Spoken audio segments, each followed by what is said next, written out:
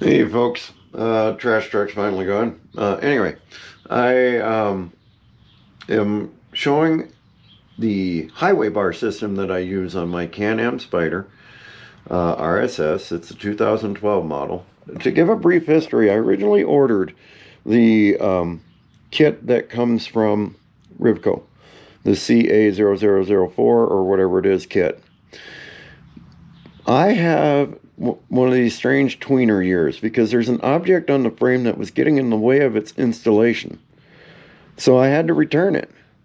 So I went with the LaMonster Brand Highway Bar Kit, which moves the kit forward. Now, for this, you got to pull two side covers, and you basically go down here, and there's a bar that comes across, a channel bar. And you've got to remove some, I think you remove a couple plugs. But the screws go in it, you glue it down. I glued it down with Flex Seal to keep the oil and detritus from getting to the silicon. And then during the oil changes, there are two bolts right underneath.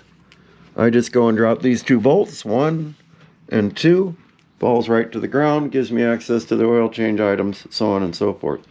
But I preferred this kit because it just gave me a little bit fancier bolting. It's a little prettier as far as I was concerned. And I felt like RIVCO took a rounded, weird-shaped item and just didn't match the style of the bike very well with the accessory. And it looks like a Harley accessory sitting on a Can-Am to me. So that was the one thing I was critical of their system for. But the big thing was I have a strange year. The CA004 is for the 2008 to 2012 Spyders, and it puts the bar basically in the same position, right about here actually. But I have features on my frame for some reason that are from the 2013 model. I have one of those strange tweener years where they started to make changes as the line changed, and my 12 was released very late. So this is a wonderful kit. Now, one thing to watch out for with it is you can obviously tell I have the air management kit from Spyder Pops down in there, and that redirects most of the air off the cooling fans out this side portal.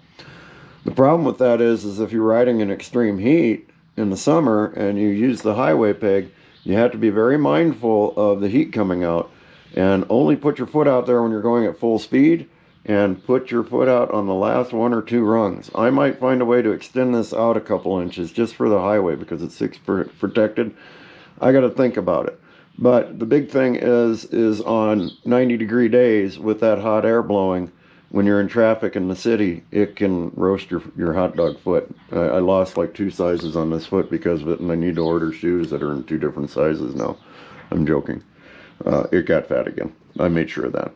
But anyway, this is the LaMonster Brand Highway Bar Kit in our highway pegs with their, and these come in different lengths also. These pieces, that's 2 pieces there.